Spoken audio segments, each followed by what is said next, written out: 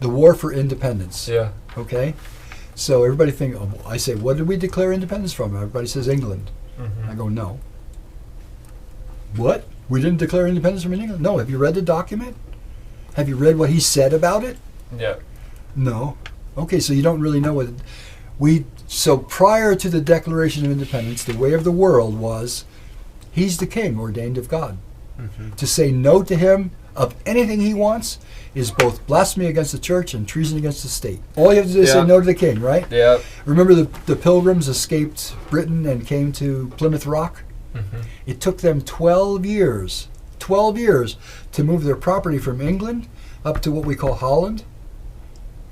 They had to move their property slowly up to Holland to escape being dominated by the king. Mm-hmm. You read Michener's book about South Africa, right? Mm.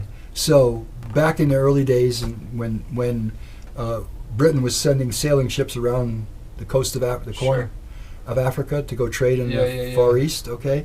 Well, they wanted a refueling station at South Africa. Mm-hmm. And one of the ways you can keep scurvy off of people on the ships is wine. Live wine. I don't mean the sterilized stuff you get in the store. Kind of like a kombucha, you know. Yeah. And so they wanted a restock facility in South Africa, and they needed somebody to grow grapes and make wine. So they went somewhere into the English empire, and they went, "Oh, you, come here. You're going to South Africa." The guy said, "What?" "Yeah, you're going to South Africa to grow grapes." Yanked him out of his house and put him down there and said, "Grow grapes. You don't do it, we'll fuck with you." Okay? So the Declaration of Independence, we hold these truths to be self-evident. First of all, the preamble is, when a human being assumes among the powers of the earth a separate and equal station to which nature and nature's God has granted him. Mm-hmm. So I won't go on with the rest of that little preamble, but the idea is that a human being has natural rights that come with the body. Mm-hmm. And the king said, "No, you have no rights of your own. I'm the king. You are my property. Mm-hmm. Everything you produce, even your children, are my property. If I want to take your son and put him in war, I can do that. If I want to take your daughter and make her pastry chef in my household, I can do that." Yeah. By the way, this is 1 Samuel 8, right out of the Bible. Okay?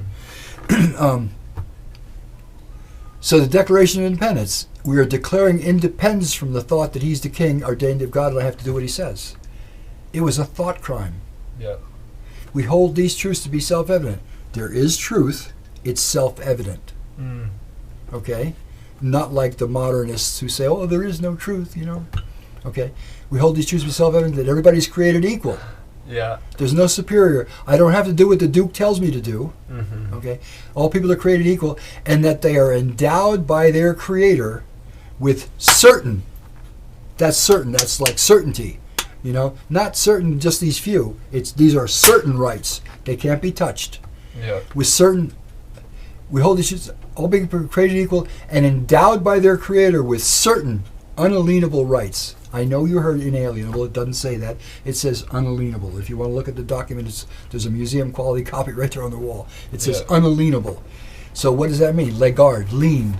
Legard is the ancient Latin. To legard, that means to bind a property, to bind while these property until the debt is paid. That's a legard. That's a lien. Okay? Mm.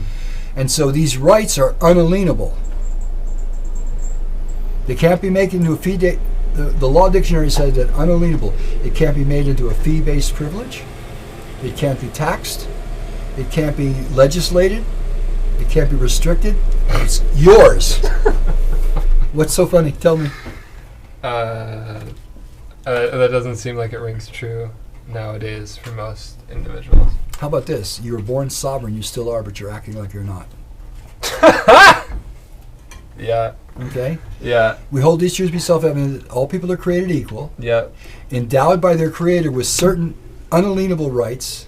Among these, not all, life, liberty, pursuit of happiness, right?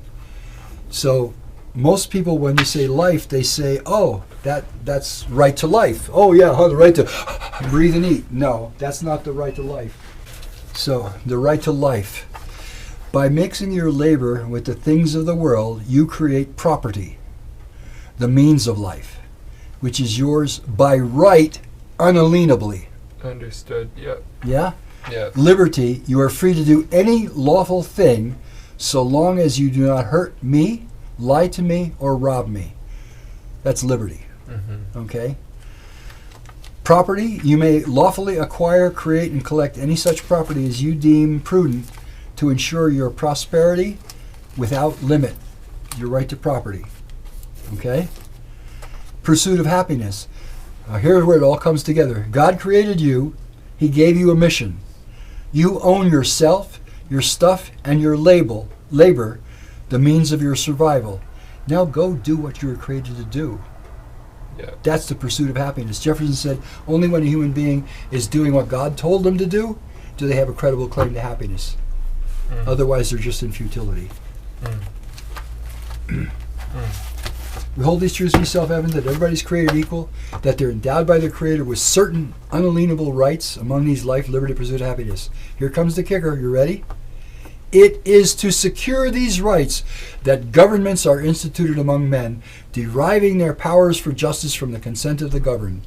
There's only one reason for government. That's to protect the minority from the majority. That's all. Mm-hmm. And how do they get their capacity?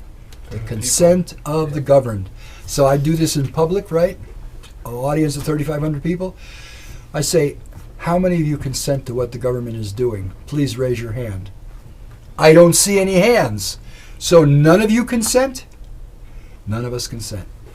I've been giving this talk for more than 50 years, and I have never had one person stand up and say, I consent to what's going on. Never. So then how is it going on? Who's in control? It's not we the people. We're asleep at the wheel. We own and control the largest corporation in history, and we're asleep at the wheel. Yeah. We're just letting the minions run the game.